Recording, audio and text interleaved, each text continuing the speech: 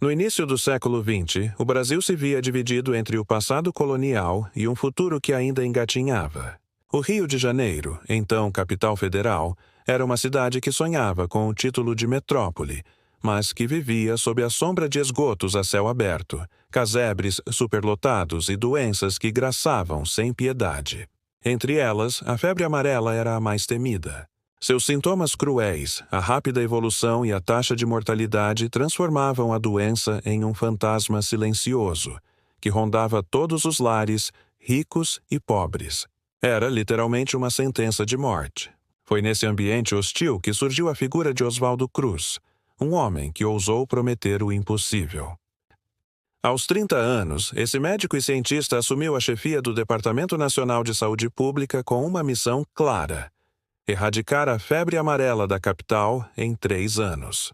Uma promessa que, aos olhos da população, soava mais como delírio do que como ciência. Afinal, quantas vidas já não haviam sido ceifadas, quantas campanhas fracassadas não tinham sido registradas, e quantas promessas vazias já não tinham sido feitas. Mas Oswaldo Cruz não era um político, tampouco um idealista inconsequente. Era um cientista. E como tal, trazia consigo não apenas dados, mas convicções baseadas em evidências. Inspirado pelas pesquisas do cubano Carlos Finlay e confirmadas pelos experimentos do médico americano Walter Reed, ele sabia que a febre amarela não era transmitida por miasmas, roupas infectadas ou objetos contaminados, como muitos ainda acreditavam, mas sim por um vetor específico, o mosquito Aedes aegypti. Com essa informação em mãos, Cruz iniciou uma guerra sistemática, não contra pessoas ou costumes, mas contra um inimigo quase invisível. Sua arma não era apenas a ciência, mas a logística, a disciplina e uma estratégia de combate que exigia vigilância contínua e coragem inabalável. Criou brigadas sanitárias compostas por funcionários públicos que tinham autorização para entrar nas casas, examinar depósitos de água, destruir criadouros e, quando necessário, aplicar fumigações com substâncias tóxicas.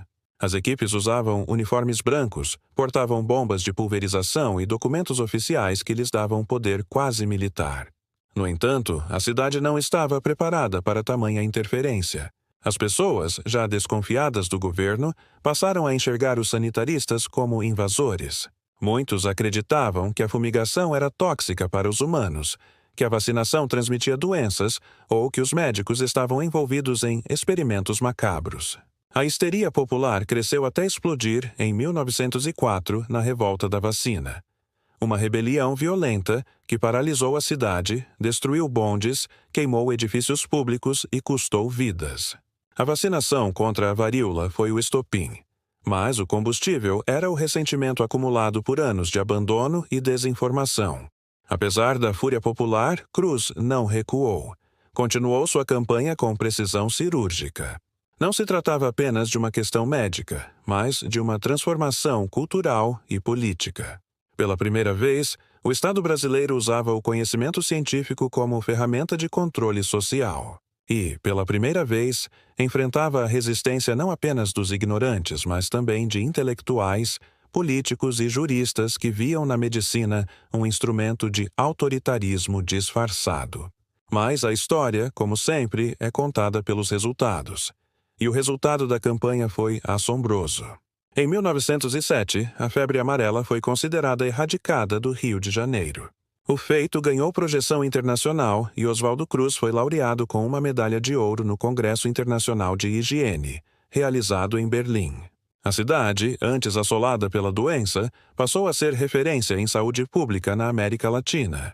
O mesmo país que via seu povo apedrejando os agentes sanitários agora os aplaudia como heróis. Contudo, a vitória de Oswaldo Cruz não se limitou à erradicação de uma doença. Seu verdadeiro legado foi a introdução de uma nova mentalidade, a de que a ciência, quando bem aplicada, pode alterar o curso da história. Ele mostrou que a saúde pública não é uma questão menor, mas sim o alicerce de qualquer nação civilizada.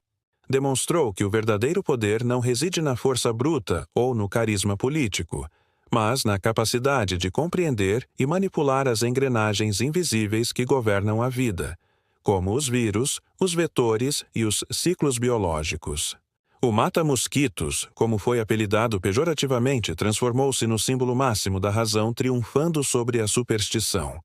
Sua luta contra o Aedes aegypti antecipou em décadas o que o mundo só viria a compreender plenamente no século XXI, que o controle de vetores, a vigilância epidemiológica e a mobilização social são tão importantes quanto qualquer tratamento ou hospital. Hoje, ao olharmos para trás, é impossível não ver em Oswaldo Cruz a figura de um estrategista brilhante, um cientista implacável e um visionário que soube enfrentar não apenas um mosquito, mas uma estrutura inteira de atraso, resistência e medo. Ele enfrentou o Brasil profundo, o da ignorância, da desconfiança, da aversão à autoridade, e o fez não com discursos inflamados, mas com dados, microscópios e determinação.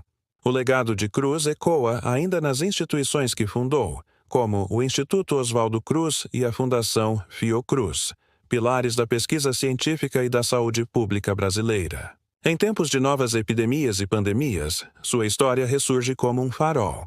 Porque a história do mata-mosquitos é, em última instância, a história de como uma sociedade pode ser salva quando se atreve a confiar no conhecimento.